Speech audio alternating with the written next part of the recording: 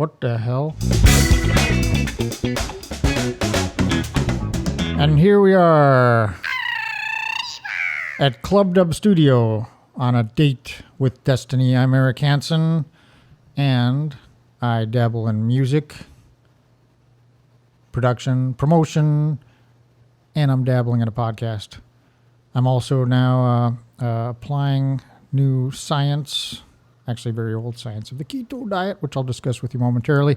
But before we get into that, I'm going to introduce you to have Destinee introduce herself, rather. Hello, I'm Destinee. I am a bartender, crazy cat lady, a snake lady. I am trying to start my own candle business, which will be a long process because I don't really have anywhere to make the candles currently. But that's called the Bristling Bee Candle Company. And what else? And a congressional candidate for the year 2024, assuming that we all survive that amount of time here in California. Yeah, next year, starting in 2023, I will be beginning my next campaign to audition for the role of, to run for the role of Congresswoman against Eric Swalwell.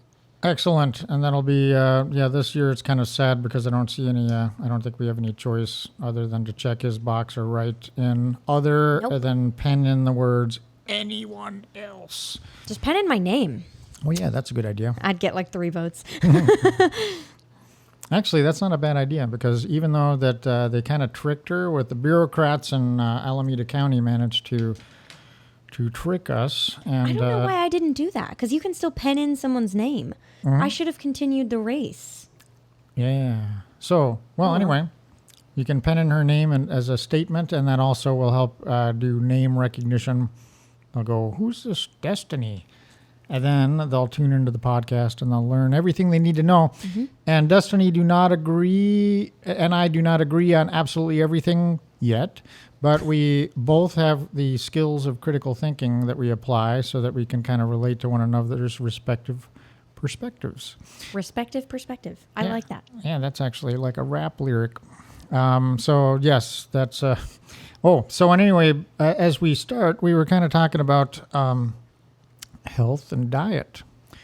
And obviously we have issues coming up on food supply, which might make that difficult. But one of the things I wanted to first mention is that I have a brother that kind of got me started on the whole keto diet.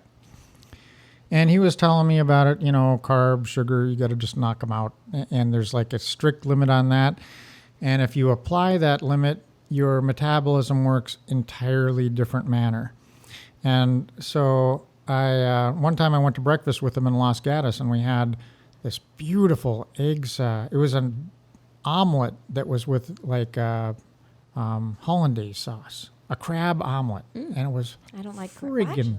Oh, this was good. There's no turning this down, even if you're allergic to seafood. This one you're going to eat. So it'll be worth the hospital visit.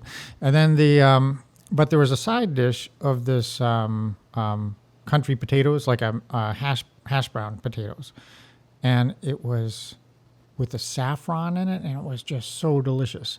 And so my brother's kind of telling me, yeah, don't eat that. I'm like, well, it's here, I'm going to eat it. And it was absolutely delicious. So he seemed a little disappointed that I didn't go along with this whole keto concept, but I'm like, hey, you spend $20 for an omelet or whatever, you're going to eat the damn plate. Yeah. If not the silverware too. Yeah. So, or at least pack the plate and silverware with you when you're done. But so anyway, after that, he finally kind of talked me into trying it.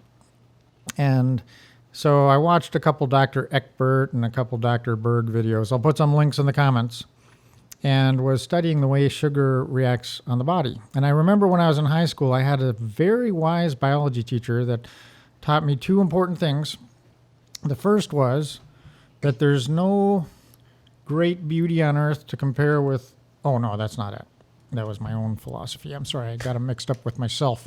No, he taught us that beauty is only skin deep, but that ugliness cuts to the bone. So that's one of the profound lessons I learned in biology class. But he also told us that, or was bewildered that that we know everything about what a cow is supposed to eat. We know what a dog's supposed to eat and a cat, but we don't seem to know what humans are supposed to eat. And that's actually not true. And it took me many decades later to realize that. Human beings knew exactly what to eat through all of their existence before the agricultural revolution. I was going to say that as well. Before agriculture, human beings were incredibly healthy. They knew exactly what to eat. What we were putting in our bodies was what was meant for us to eat. But then agriculture came along and, cooking is basically just a form of like science. You're just, creating new ingredients, creating new flavors. And as humans, we tend to go after things that bring us pleasure, especially bring us pleasure in the moment. So with these new science experiments, you're cooking new foods, and even if it's not good for you, if it tastes good, we're more likely to consume it. Because, of course, like I just said, we tend to go after things that bring us pleasure. So after the agricultural revolution, we kind of started eating things that were less and less good for us. And that's not to say that everything we cook and everything that we grow is bad for us. There's tons of things that you can eat that, that involve cooking that are good for you. It's just most of it is not. And I don't mean cooking like, like vegetables and meats. And I mean cooking like pies and cakes. Preparation. Yeah. And sweets like that. All right. So, and on that note, the hunter-gatherers basically had two primary processes. The men would go out and do man stuff like tackle a beast, ride it home, prep the grill. And while the women did their, took some baskets with them and did some major gathering activities. Yeah. So they'd bring back some friggin' delicious berries, nuts, whatever kind of things that they found on the way. So they come back and now they have some herbs to put on the meat. But their food was primarily protein and fat, and grain and herbs and all that was just like a side dish and like a little spice enhancer, just extra goodies, maybe some leafy greens in the mix. So that's how man got along for countless hundreds of thousands of years, until agriculture came along, and then we wound up on the grain diet. Now, whenever government gets involved in something, and actually that's kind of when feudal society began and government became larger, because in the hunter-gatherer days, if some marauding invaders decided they were going to try to steal your stuff, you'd quickly remedy the situation with the exact same instruments you were using for your hunt. As soon as people set up farms, they're sitting targets.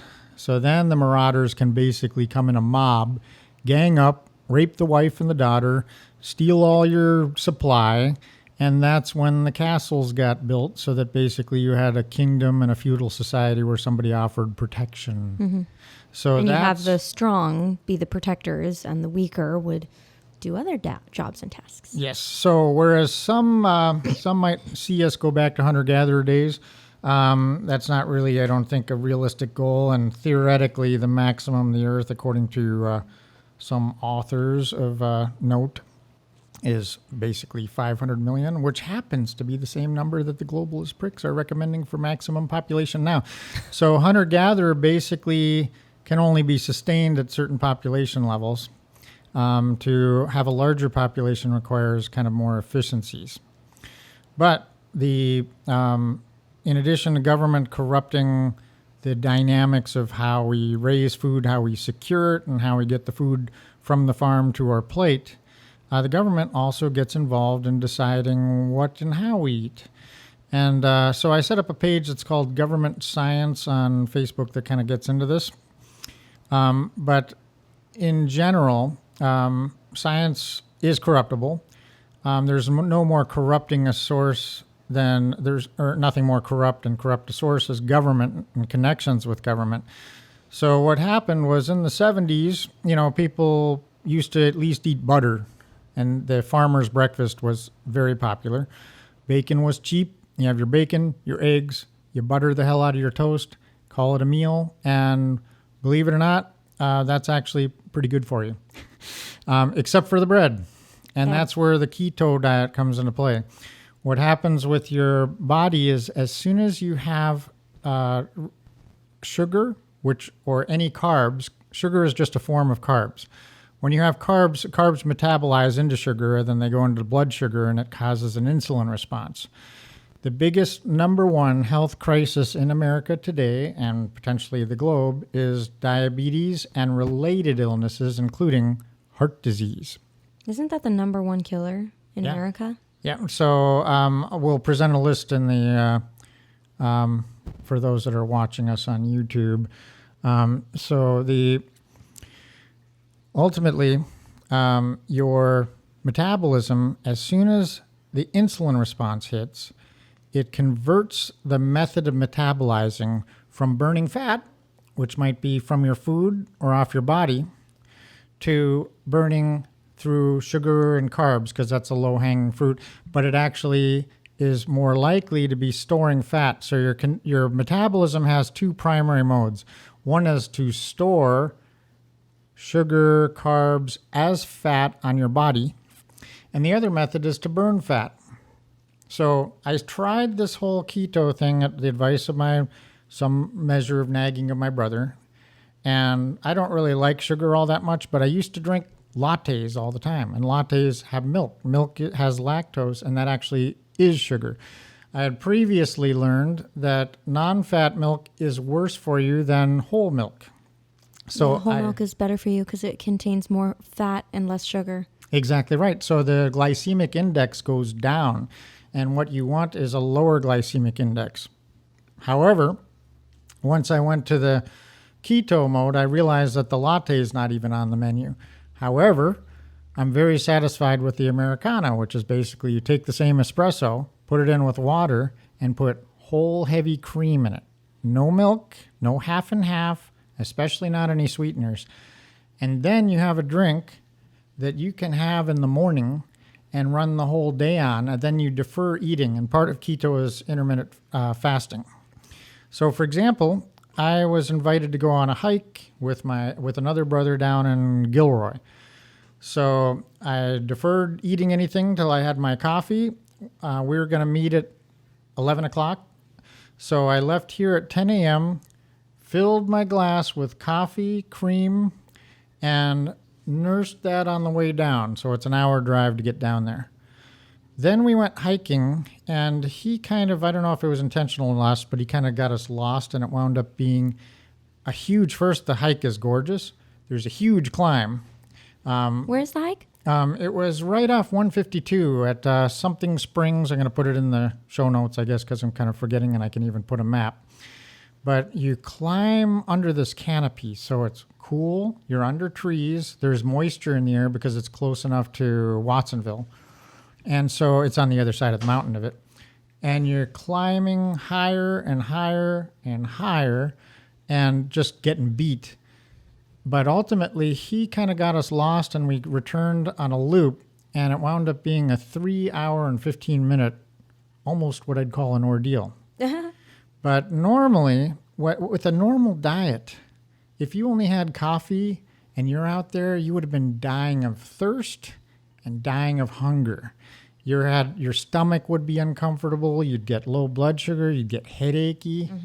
Mm-hmm. At the end of this hike, first he brought water. I barely sipped it. He was drinking a lot. I didn't need that much. I didn't feel that dehydrated. When I got back, I still wasn't even hungry. And it was like 2:30 in the afternoon by the time I went to In-N-Out to get a lettuce wrap. And that lettuce wrap is completely keto friendly because it's basically you get rid of the bun. And I also don't do the cheese just because they're using American cheese, which is basically margarine, which is toxic sludge for your system. So I had a 3x0 In-N-Out, and then I had my oversized iced tea with no sweetener, obviously. But when I ordered that, I still wasn't starving. I was actually fine. I just knew it was kind of time to eat. So I've been doing this diet where I'm literally eating more than I want to sometimes.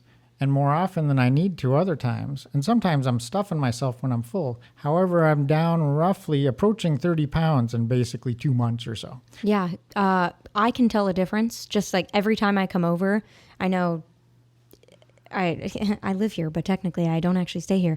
But every time I come over, I notice I'm like, damn, like Eric actually has lost like a lot of weight in 2 months. That's a lot of weight to lose in 2 months, 15 pounds a month. I'm suggesting keto to everyone, not just people who need to lose weight, but people who in general want to be healthy. You want to look into it. And the other thing is that my brother started it, and not only did he lose something like 40 some odd pounds, but he actually lost other things with the weight. Joint pain, regular migraines and headaches. He feels basically 10 times healthier, and it's all when he started this lifestyle. And it's not even a diet where you're suffering. I mean, I'm having bacon, and before we cut to break, there's a recipe that I want to share, because right now people are struggling with food diet with the foodflation. And one of the things I discovered that's a trick is that Costco is selling those rotisserie chickens for $5. They were always below their cost, but now they're like dramatically giveaway. It's basically just like winning the lottery when you go buy one of those. So I never go into a Costco without grabbing a rotisserie chicken. Are they organic? They're not, but they're like semi, no antibiotics or hormone free or whatever. So they have some good qualities to it, but it's not necessarily the cleanest food. But when you're on a diet, I have 6 meals out of one of these chickens. The first meal is a thigh and leg. The next meal is a thigh and leg. I just basically put some garlic salt on it. Then I have 2 meals off each sides of the breast. And what I do with those, because I normally don't like breast meat all that much. I don't mind breast, but breast meat is kind of like dry and less flavorful. So on that, I take that in a pan with some water, heat the stuff up, and then I melt a bunch of cheese on top of it. Once you're done with that, you put it on a plate, put gobs of sour cream, maybe some black olives, and then some artichoke hearts. Put it in a bowl. If there's some extra water from cooking it, it kind of makes it almost like a tortilla soup, but without the tortillas. And that is an Atkins meal that stuffs you senseless, is highly satisfying. The sour cream is actually a health food people don't even realize. Everything you're told by the government for nutrition is upside down. They used to have 4 squares for a balanced diet. Then they went to the Michelle Obama food triangle, which is a complete joke. That one puts meat at the top and grain at the bottom, which is exactly inverted of what you want to do for your health. So if you flip that over, then you're basically looking at a keto diet. You want more sour cream, more sauerkraut, 0 milk, but lots of heavy cream. Butter's fine. Cheese is fine. Meat is fine. Fattier meat is better for you. Lean meat is bad. Yeah, in fact, you want lots of fat. The entire brain is built from fat. And there's a TED Talk that I'm going to also put in the show notes, because the TED Talk talks about how grain and sugar contributes to dementia and Alzheimer's. So you can literally have a family member that's starting to have memory problems, and if they switch their diet, they can potentially recover some of their brain function. Can you send that to me too? Because Yes. I've been trying to talk to Wesley about how I didn't know the sugar aspect, but I've been trying to talk to Wesley about how grain can lead to dementia. My great grandmother, who is very old, I think she's 95 now. I think she's 95. She was getting rid of a bunch of books a couple years ago, just because she's getting old and she doesn't want to have to do it later on, afterlife, or have other people do it. And one of the books was called Grain Brain.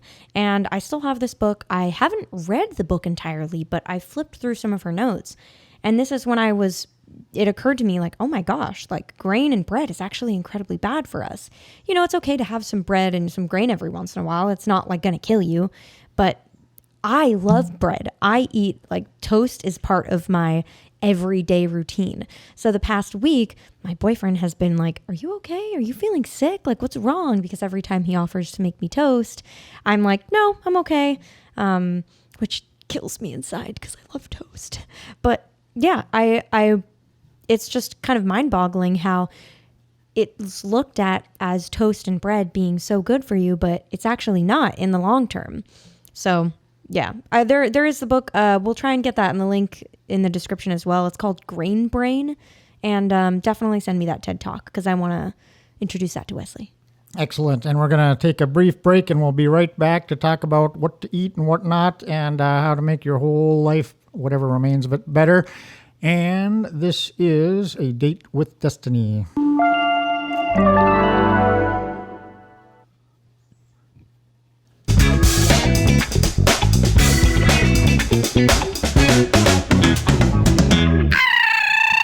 And we're back in on A Date with Destinee. And we're going to hand the mic to Destinee for a moment. So this morning, I saw a post from the Daily Wire. However, the article I'm reading is actually the Daily Mail, about a vegan woman who was charged of murder for murdering her son by giving him a vegan diet. And here's what the title says. Murder by malnutrition. Vegan mother is found guilty over death of 18-month-old son who weighed just 17 pounds when he died after being fed diet of only raw fruit and vegetables.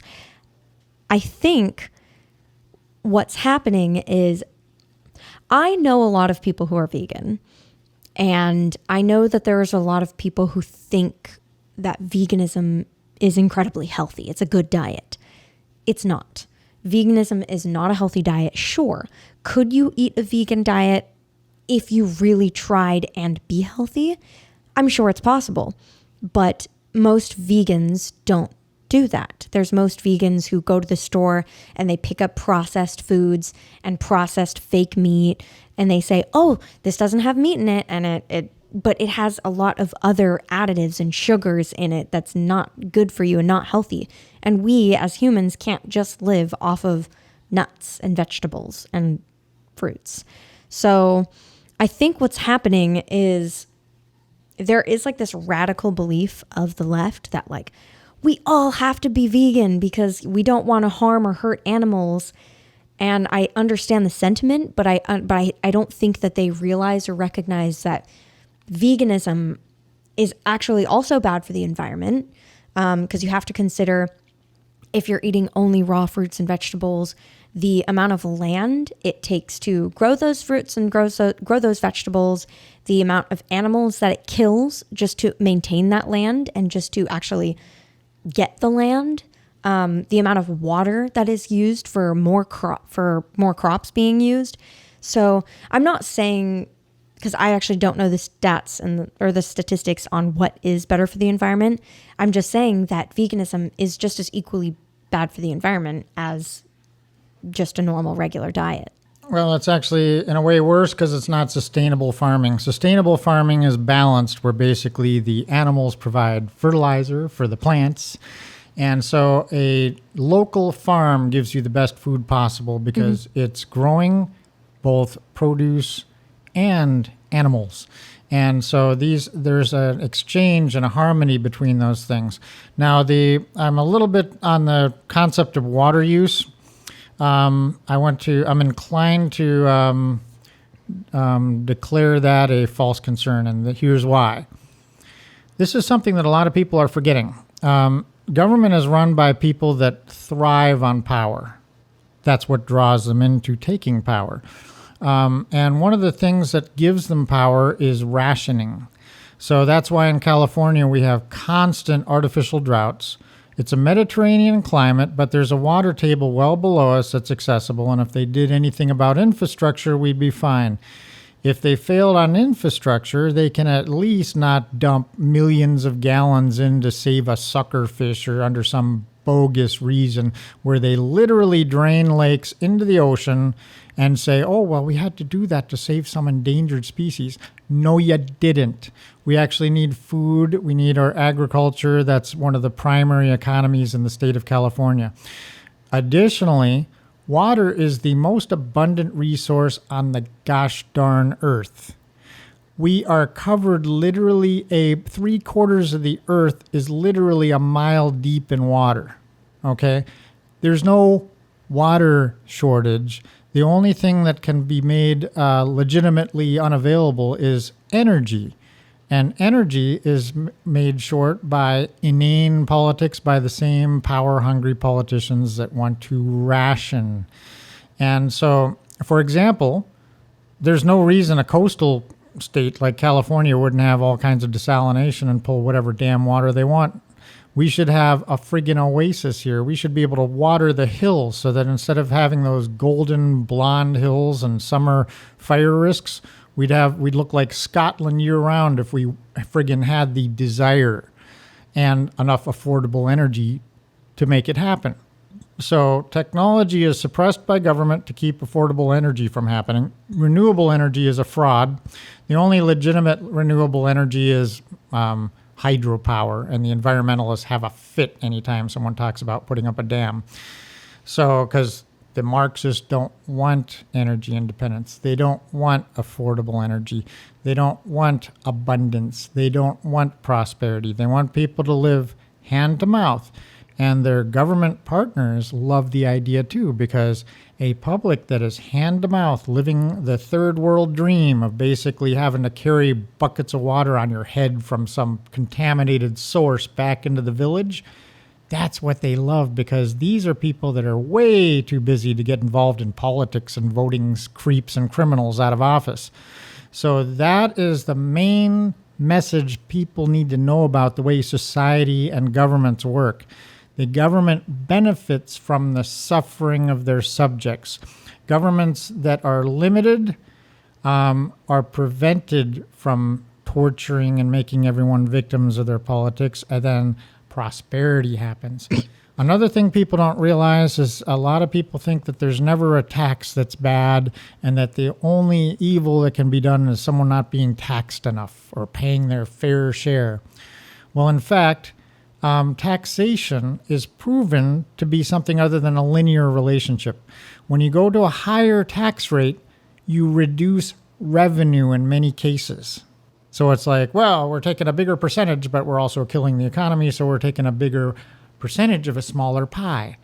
And then the unbelievable creeps like Obama will go on TV, and when confronted with that fact, he'll roll his eyes and come back with his smarmy, well, it's about fairness. It's like, no, I'm sorry, nobody's buying that argument except for people that are currently already trained to be Marxists at the damn Marxist-infested colleges and also through grade school where they get Marxist indoctrination. So, and in fact, one of the times this first occurred to me was when I was studying about Japan and I was studying their history. And one of the things they described was that they had 4 classes: merchant class, farming class, samurai class, and what the hell is the other one? Merchant, samurai, farming. I'm at a loss. Anyway, we'll get that finished in the show notes too. But if there was too much mass formation of wealth in a community, they would have little spies from the government go around and figure this out, and then they'd assess special taxes. The motivation for the tax wasn't strictly for revenue. It was to keep too much gold from being produced or, cornered by some population, because that would be a threat to central power of the government. So that's the other thing you have to realize is taxes are as much to oppress as they are to steal. Most libertarians, and libertarian ironically actually began in Berkeley. Can you believe it? Berkeley's now a communist hellhole, but back in the day, I would never believe that. That's funny. It was the birthplace of libertarianism. So libertarianism declares correctly that all taxation is theft.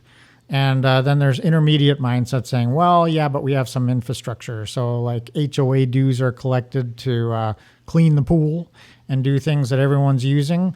Government could be treated that way to do some highways and things that everyone benefits from. And of course, today that whole concept's been replaced with road equity. We got Buttgeist is literally out on a tour talking. He's the chief tunneler of the Biden administration, transportation secretary. So this clown is on a speaking tour talking about racist roads. So I'm not sure whether... What? Yeah, I'm not sure whether it's the white concrete that's more racist or the black tar on the road, but this clown is literally talking about road equity. And so racism is the primary concern of his new shovel-ready policies. It's almost like racism is a keyword that any politician can use to just get what they want. Like if you insert the word racism or sexism or homophobic or any one of these key buzzwords into any topic that these people want to talk about, it all of a sudden gives them power, the ultimate power to be able to make whatever decision they want. Like let's say they want to make a decision about changing the roads or changing a law or changing the frequency of something. All they have to do is say, oh, well, it's racist, so we have to fix it. It's sexist, so we have to change the way it's done. Because people hear that buzzword, they hear that keyword, and they go, we don't want that. And if you say it's racist, you can't argue against it because the way their brains are working is they've almost indoctrinated our entire population into like anti-critical thinking. So rather than like having some form of critical thinking, people are just like incredibly against it. So they just hear the word racism, sexism, homophobic, insert any other buzzword, and it just, has to be done. I don't want to be racist. You can't fight against this because that makes you racist. You can't fight against this because that makes you sexist or homophobic or whatever. So I feel like that's the only reason. There's something like nefarious, or maybe it doesn't have to be nefarious. There's something that he wants done, and he's using the term racism to get his motive done. Yeah, well, in fact, that's a tool that they've been using. It's power politics, basically, is to declare any opposition by some defamatory, to distill them down to some base element. It's like, oh, well, you don't like Barack because you're racist. And it was extremely effective because, especially with conservatives, because they're the ones that aren't racist. And basically the entire Democrat Party is, their entire platform is to punish and defame conservative Americans for their own long history and current racism by Democrats. So it's all a game to basically, but again, it's highly effective because conservatives are horrified at being called that. Well, it's almost like a relationship. So in relationships, in a toxic relationship especially, the toxic partner will project whatever negative trait that they're inherently doing onto their partner. So if I'm gaslighting my partner, or if I'm belittling them, or whatever I'm doing that's toxic, rather than accepting what I've done to be wrong and the toxic trait, I will push that onto my partner. That's what makes me a toxic partner, is that I'm pushing my toxic traits and making my partner feel like they're the toxic one. I don't actually do that, by the way. This is just all, for examples. Wesley, if I do that, please tell me. That's an excellent description of gaslighting. I'm going to change batteries in the camera. But anyway, the thing to so we're covering a lot of topics, but the neat thing is just about every topic. The entire world is one big relational database. Everything kind of connects to other subjects. Yeah. And also there's that butterfly effect in politics or even ideology where the smallest change in one corner can expand to kind of change the way everything works around it. So that's something to take in. But now returning to the diet. Everything the government has told us is not only wrong, but 100% wrong. Now, normally people are comfortable with the idea that government breeds incompetence, because instead of rewarding virtue, it rewards political clout, and it drags in whatever it can to that fits the right demographic or what have you, so that they can get political points. And the demagoguery is a game where people are entertained by seeing someone in office that looks like they do. It's like, oh, he's one of us. And so that tribalistic urge to basically, and it's not abnormal, people. It's actually a normal aspect of humanity to relate more to somebody that kind of looks like you, that you might think is a long lost uncle. But nonetheless, they're replacing that with concern for policy positions. They're replacing that demagoguery with the symbolism of, oh, this person represents us. He's one of us, so he's going to help us. And that couldn't have been proven more horribly wrong than it was with Obama, because the community that theoretically stood to gain the most by that proof that America is not racist, because we actually had a popular election that put America's first quote unquote black president in power unfortunately based on that credential alone. And then legitimate candidates like Alan Keyes were completely smashed by the Democrat machine, by complete false claims and bearing false witness and all the usual Gloria Allred tactics. But anyway, the lifestyle of quote unquote black America suffered horribly under Obama. As soon as Trump came in, we had the lowest in history levels of black unemployment and all these other things. So some of them were able to kind of piece that together, but there's still a huge crowd that just basically sees Obama as one of us. And based on, even though he's only half one of them, they completely ignore one half and identify him as the other, because that's how demagoguery and the symbolism of it works. But, gosh, I think we were talking about diet and food.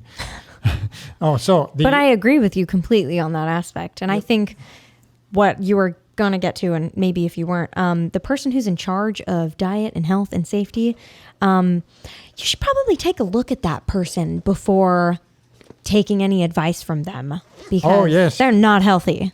We're going to put on screen, I think, some of the examples of the health experts that are presented by the party, the more corrupt of the political parties. And then you can decide for yourself if these people seem well suited to be advising others on what to do with their health. But one thing I wanted to mention was, originally I was on kind of a kick to do a lot of exercise. And so I had a 12-mile commute to and from work, and I started doing that on a bicycle. Okay. So that's kind of a long ride, 24-hour bike ride each day that I did that. And 24-hour? Wait, what did I say? You said 24 24 miles. Holy crap. But it felt like 24 hours.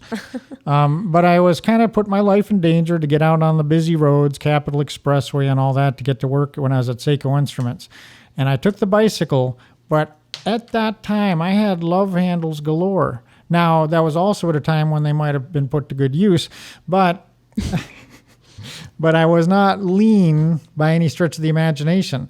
And so all you'd have to do is have a night out for pizza and beer, and any benefits from burning some calories and exercising and building up would basically be completely overwhelmed by the other factors. I also spent a time going to, as Jim Ford pointed out, I was going to the gym and taking a physical fitness class.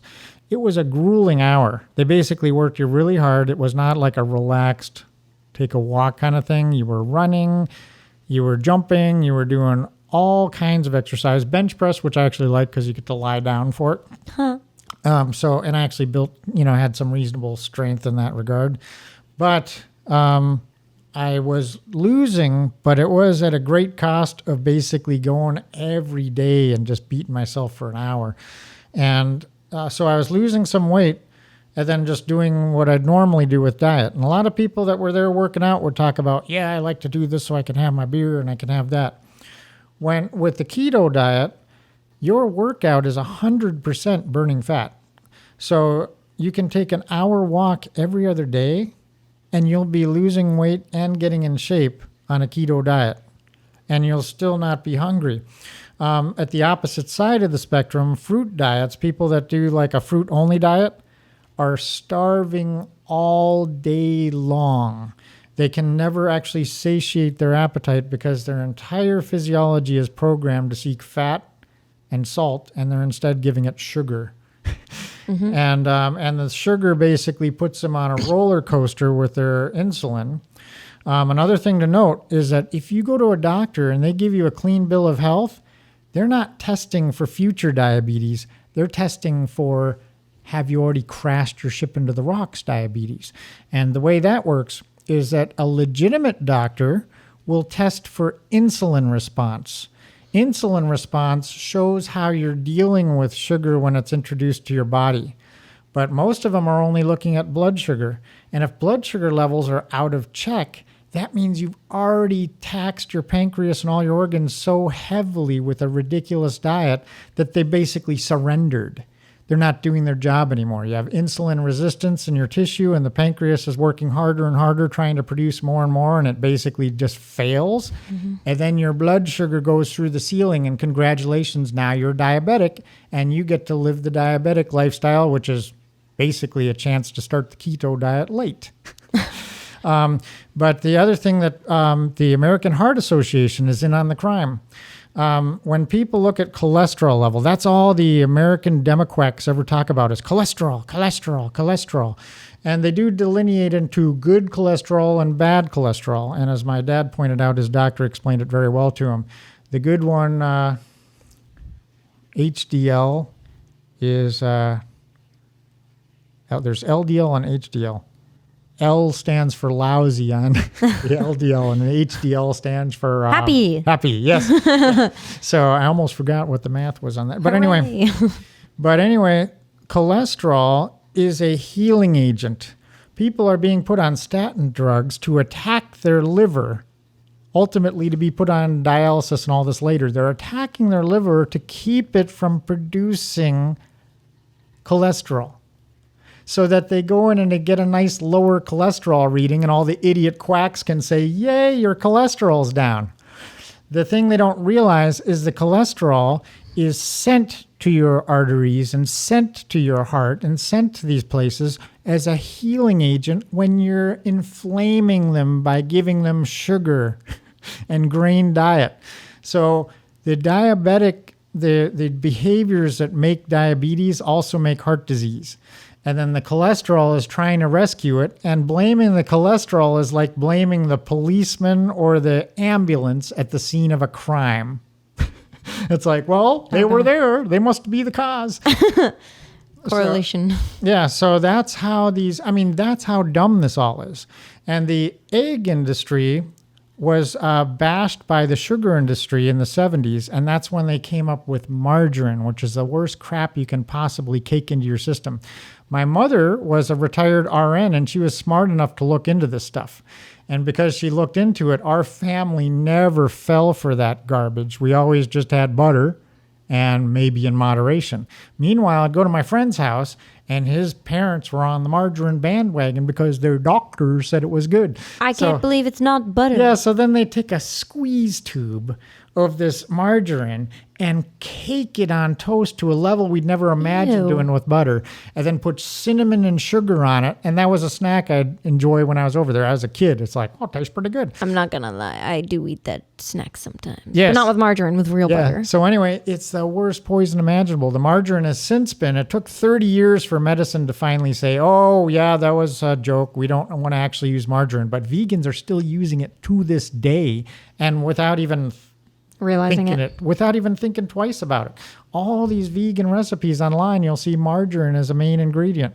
It's plastic, people. It's absolute toxic crap. It's horrible for your health.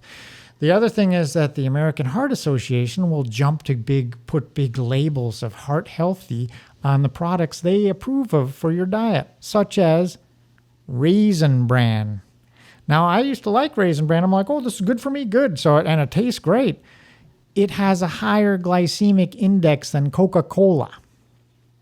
It's like... Do you think Raisin Bran is worse or better than other candy cereals? Well, no, like, there's worse. Like Fruit Loops and stuff Raisin like that. Bran at least has some fiber in the mix. But that's another thing. With the keto diet, sometimes if I'm making a milkshake for my kids, I got them hooked on milkshakes, and I make them pretty well, but I can't even lick the spoon when I make those now, so that's a sacrifice. However... after I give them their shake and say, here you go, don't let me look at it. So after I hand that to them, then I'll make my dessert. And that's blueberries, blackberries, or strawberries, or a combination. Put chia seeds, the white chia seeds all over it, and that's your fiber. pour heavy cream on it, not sweetened cream, just heavy cream. And it's the most delightful, satisfying dessert imaginable. And it's completely keto friendly. And I find that it's better than blending the same thing in a smoothie too, because each fruit bite has different levels of sweetness. So sometimes you'll hit the blueberry or the blackberry that's extra sweet, and it's kind of like this satisfying endorphin rush. And other times you'll hit the ones that are just kind of tart or more bland. Mm-hmm. However, if you blend it, you take away that variety, and then you basically bring it all down to a level of sweetness that doesn't register as sweet at all. Yeah. So you're kind of depriving some of the enjoyment just by blending it into a smoothie. So try that dessert and comment in the comments. Do you put it on like any whipped anything, like a yogurt or? No. Well, I mean, kefir is very good for you as long as it's not overly sweetened. Most of it has too much fruit, I think, to be considered good. But kefir is good for digestive gut health. Sour cream is good for your gut health. And that's all the foods that the idiots tell you not to have. The other thing is that most people that are on a diet are pursuing quote-unquote low-fat food. There's even a Seinfeld episode that basically reinforced a terrible lie. Low-fat food is the worst thing you can do for your health, and especially on a diet. Because what it does is it increases the glycemic index. It's less satisfying, so you're going to be hungrier again sooner. And so it does exactly the opposite of what you want it to do. And for years, I was doing non-fat lattes because I figured, okay, I'm going to have my latte. I don't put any sugar in it mostly. Sometimes I did. Before that, I'd order a light chocolate mocha at like the Starbucks, and I'd go just half of one pump. And then they put 2 pumps. I'm like, no, not half of 4 pumps, half of 1 pump. So I used to like that little bit of extra sweetness of a little bit. But today people are getting these friggin' drinks with 4 pumps of chocolate and the frappuccinos and these things. And they're 10 times sweeter than a milkshake. I mean, they're really over the top. And they're just, every single sip is basically waiting to have your next heart attack.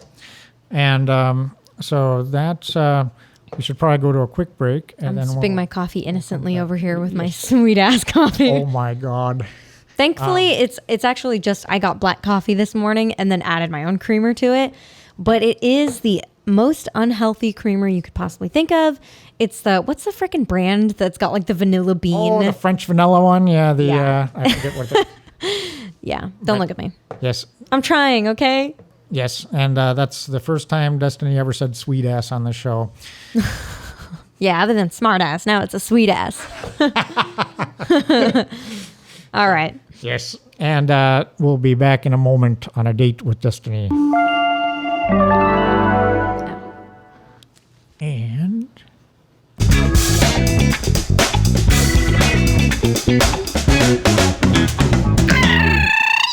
And here we are back in on A Date with Destinee. And, I added a little flair to the intro song to make it more unique and special. And I'd love to credit the individual responsible for that vocal performance, but she's not sure if she likes it. So you have to, at this point, take it as an anonymous contribution from an unknown source. And Destinee, Destinee and I, during the break, were talking a little bit about... talking about preparing meals and different things. One thing I wanted to mention is I'll also set up a page that has kind of some recipes that are keto friendly, and one of them includes pizza. Now the pizza one isn't the same as you can get cauliflower crusts at the Trader Joe's or the Whole Foods. Those are mostly fraudulent because they have a bunch of brown rice. Some have almond flour, which is probably much better for you. But there's a recipe where you literally just take cauliflower, grind it up, mozzarella, mash it together with 2 eggs, flatten it on parchment paper, put it in a toaster oven 450 for 15 minutes, and then that's your crust. Delicious. Then you add the tomato sauce, mozzarella, pepperoni, mushrooms. Mushrooms are also very keto friendly. And you'll have one of the most delicious pizzas you'll ever have. And it's 100% keto friendly. And it's not difficult either. Yeah. I feel like there's some cooking that is like, it takes a lot of time and energy and effort. But that's something that's incredibly easy to just whip together real quick, you know, and maybe not real quick as in like 5 minutes, but you know, it whipped together in 20 minutes. Yeah, I used to do a lot of cooking. Last year, for the past couple of years, I used to do a lot of cooking. I used to make several meals a day for myself, but I'm in this time period of my life where I'm in a transition period right now, you know, like, not, I will just leave it at that. I'm in a transition period. But for breakfast, I used to be much healthier than I am now. And looking at me, you wouldn't think just because I am incredibly thin, but I just have a high metabolism. I used to work out for at least 45 minutes to an hour and a half almost every day, like at least 4 days a week. I would do yoga. I would lift weights. I never did cardio. But at the same time, I would make breakfast for myself every morning, whether it was a bagel and cream cheese or yogurt and granola or a granola cereal. It's kind of sweet, but there's this like granola cereal you can get from Trader Joe's that has like granola and almonds, and it's so good. And I would just make like a little bowl of that, or eggs and toast, or I would make smoothies. And I actually stopped drinking coffee for a long time. I only drank iced matchas, and with just a little bit of sweetener in it. I would make my own simple syrup as well, and that would last in the fridge for about a week. But you know, this last year has been incredibly tough. The prices of a bunch of food has gone up. I don't have my own place anymore.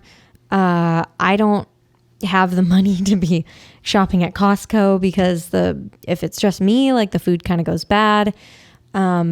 So I haven't really been eating or cooking a lot lately. You know, for lunch, I would do like at Trader Joe's, you can get this prepared like grilled chicken. It was like a lemon pepper grilled chicken. And I would do like grilled chicken sandwiches, or this is a good one. I would get sourdough toast and add pesto, mozzarella cheese, and sun-dried tomatoes, and just cook that on broil in the oven for just a couple minutes. And that was a really yummy snack. But I'm sure if you couldn't do like the sourdough, you could do the same thing with like pita bread or like some sort of whole grain tortilla, and it would still taste really yummy.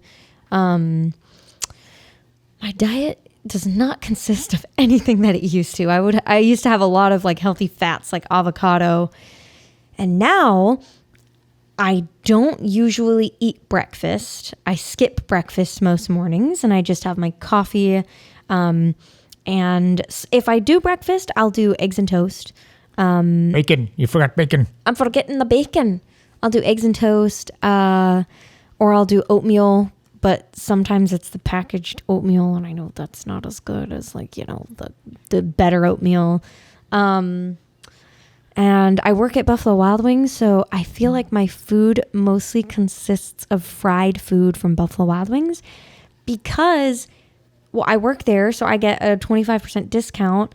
I just can't afford groceries, you know? Like, it's expensive, and you kind of got to decide, like, I understand you got to decide, like, do I want to save money or do I want to eat healthy? You got to eat out to save the grocery bill. Yeah, and it's like, it's not a good decision. It's a tough decision to make, but I understand like why people aren't eating healthy, especially today in this year, 2022, 2021. It's not easy to choose to not save money and to eat unhealthy. Or another thing is that most of what you've learned by your government science is the opposite of what's true. And then when they get caught in a lie by obvious facts, for example, remember what they call it when the French diet is high in fat and creams and they have lower heart disease than Americans? They call it a paradox. Paradox is cover for a lie. There's no paradox. That's because it actually works better for your health. And the grain diet does the opposite of what it should. Yeah. The other thing is people assume if I eat fat, it's going to make me fat. Bullshit. I mean, sorry. See, we were doing a G-rated show the whole time today. But anyway, here, let me hit the button to make it more. Bullshit detected. Take precaution. Okay, now it's I passed it off to a third party, so it's all okay. So anyway, that whole lie about diet, that fat is bad for you, is a joke. Fat can be bad for you if it's inflammatory fat. That's grain-fed meat. Like trans fat? Anything that causes inflammation. But omega-6 acids are inflammatory. Omega-3 is good for you. So that's why fish is generally regarded as better unless it's farm fish, and then you're not exactly sure, because these creatures are eating green foods like seaweed or green grass in the case of cows. Grass-fed beef is just the same concept as omega-3 acids instead of omega-6. What if we just eat grass instead? I'm just kidding. Well, yes, there's a lot of that have tried smoking that, and Doesn't work the same, does and it? I also tried eating it one time, and I can tell that story in another episode. But anyway, well, actually, as a young child, I was very inquisitive and science-minded. So and the best form of scientific exploration is empirical. So that's where instead of just relying on what's written or shows up on a screen in front of you, you do the research in a very personal way. And just much like my dad in the basement on the previous episode. But when you do your own research, then you can really dig in. So I was subscribing to Science 82 magazine back in the day. First it was Science 81, then Science 82. And they talked about the effects of these drugs. I was curious about marijuana. So on a band trip, in high school, I decided to try a little because people had it there in the motel room and the chaperones were an adequate distance to let us get away with that. So I tried it out and I felt absolutely no effect. None whatsoever. I'm like, well, this is disappointing. So then later I tried to isolate the effects. I was determined to know what this stuff is supposed to do. What's all the rage? Where does the glamour and excitement of Cheech and Chong come from if you don't know how it works? So I took a bunch of 60-second hits, just watched the second hand go around, and then there was still some left after doing this a few times. So I brushed it off into this beautiful salad that had cherry tomatoes, croutons, blue cheese dressing, and fresh ground black pepper, and the rest of the weed. So I chomped that thing down. The next morning, I wake up at a girlfriend's house, and I assume she's next to me. So anyway, I know it's time to at least check to see what time it is to see if I have to wake up. And there's a clock over here. So I'm like laying like this.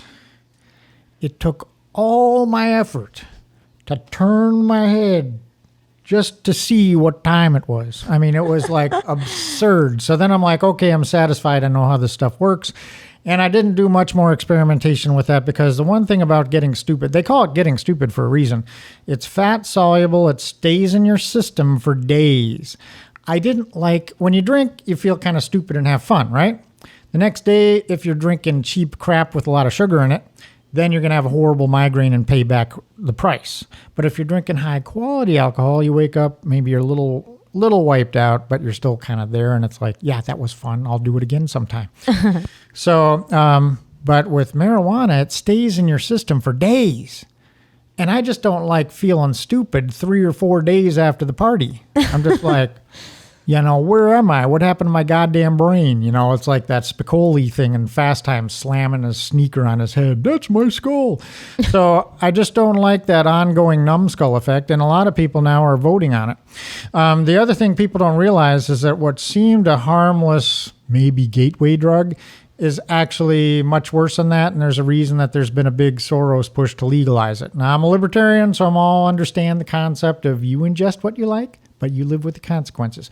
And frankly, I think people have more of a right to shoot heroin naked on their roof than they do to smoke a cigarette in my face, right?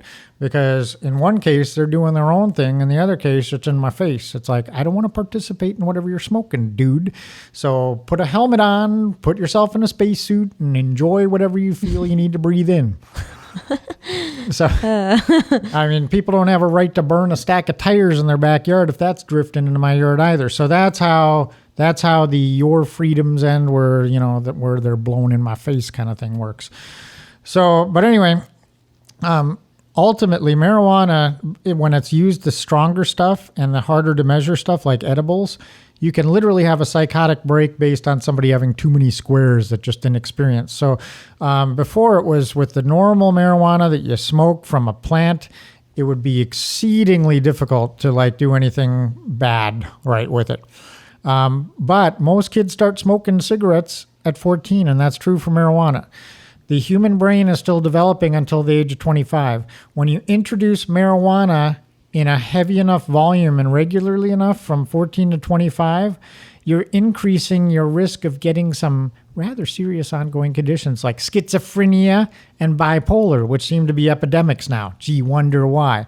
Now, schizophrenics are 4 times more likely to do violent crime. So this whole thing about, it just makes you happy, hungry, and sleepy is a lie. The strong stuff that's being used regularly today is contributing to the wild outrage violence that we're seeing all around us. And for the female that smokes marijuana from 14, the risk is much worse of violence because schizophrenic females are more like 7 times more likely to do violent crime. And these are the kind of grotesque crimes where they take 6 of their own kids and do wild torture murders on them and then throw in a niece or nephew for good measure. And so this is going on all around the world. Marijuana is, not all Cheech and Chong people. There's a very dark underbelly to it, and people have to understand. There's a book called Teach Your Children the Dangers of Marijuana that I'm going to also include a review that I wrote for that book in the show notes, and then you can decide about looking into it.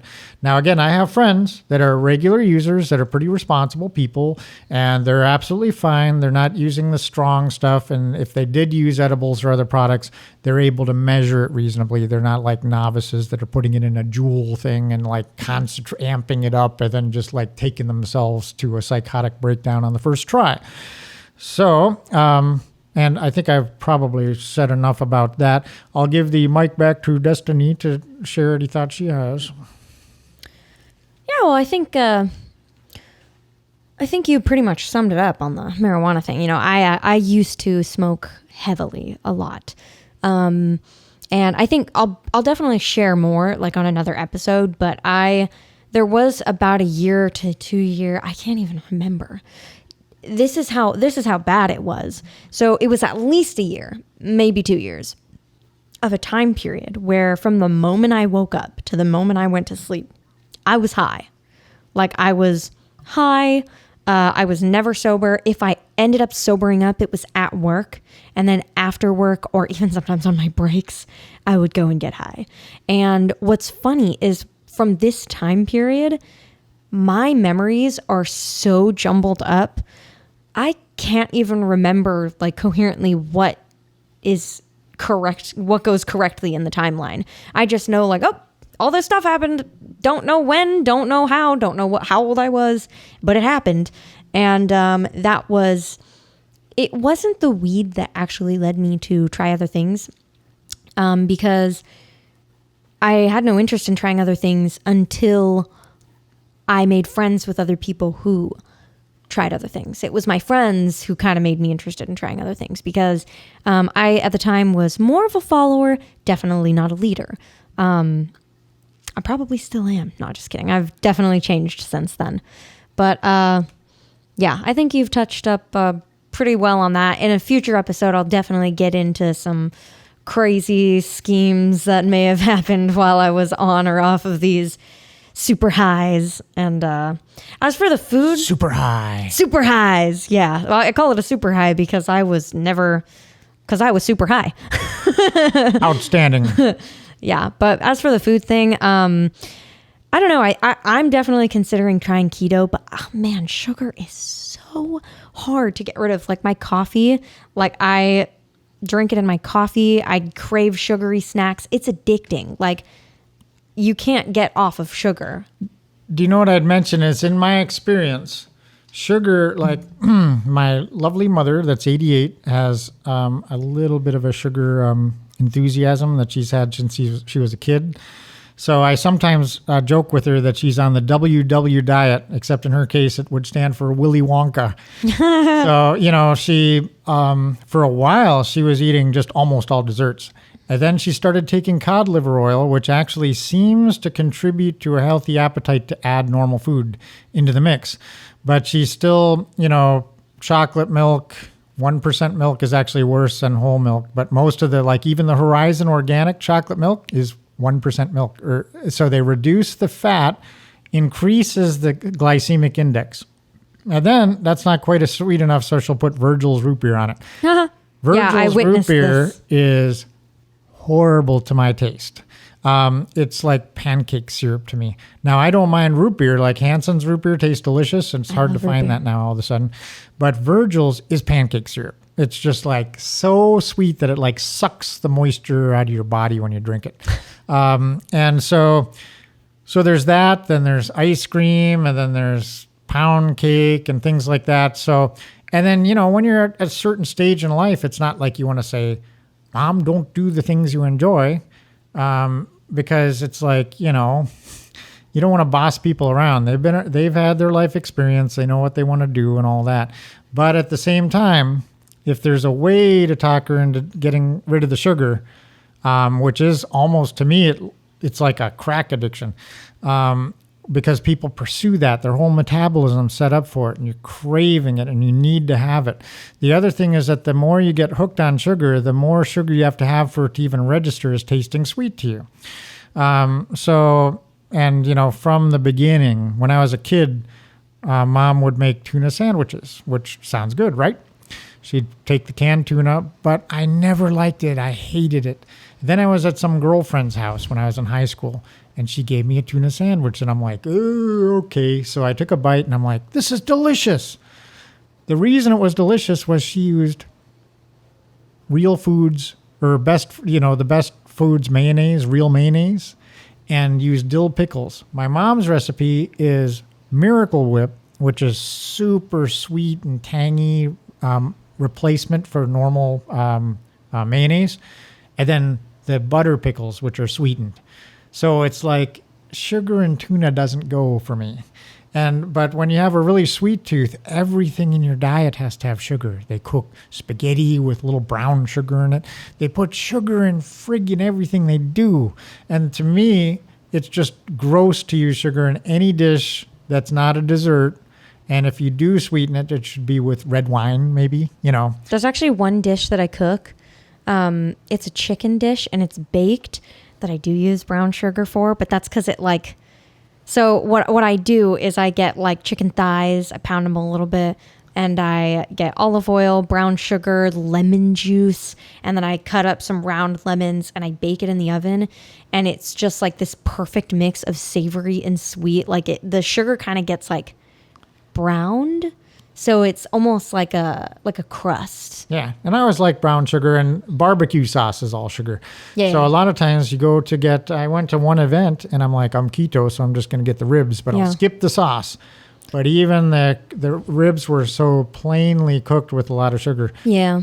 And then one time I was in Alaska at a party, and they were serving some kind of coconut rice, and it was horribly, sickeningly sweet. Turns out they were cooking with sucralose and not even warning their guests. So there are times that you go to somebody's house and they're serving you literally bug poison because they're so conditioned to believe that artificial sweeteners like sucralose and aspartame are food that they're putting it into dishes and then serving it at a potluck.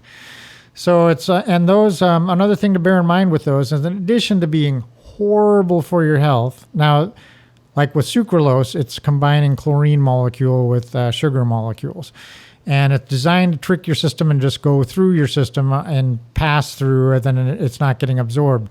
But they will say it's 99.9% pure. It's what the other chemicals are, and that's an issue. And when people are using this, they're doing great harm to their health. Additionally, artificial sweeteners, according to studies, will stimulate an insulin response because it's tricking you. It tricks the brain to thinking you're getting sugar, so the insulin response hits, and that basically throws off any chance of burning fat properly or getting a proper metabolism working. See, now I'm going to have to do a lot of research. After this show, I'm like, okay, so now I have to look up glycemic index. I've got to look up, how grain affects your mind, how sugar affects your memory. I just know, after this, I'm going to go I'll get my headphones and probably just watch a bunch of videos on all of this food. And I'm definitely going to have to work on cooking for myself more. It's just a little difficult right now because Yes, I don't and really have the means to. there's some recipes I know right away that I'm going to start to try to add. One of them is butter chicken. Yeah. Which is my former bride was very good about cooking new dishes, and she made this butter chicken was delicious. And it just involves tomato paste, heavy cream, a bunch of spices, and then you put chicken in there, ideally dark meat, and it's just absolutely delicious. So until you have the naan with it, you're good. But we are wrapping up at a time where we need to wrap up for today, and we want to thank everyone for joining us on A Date with Destinee.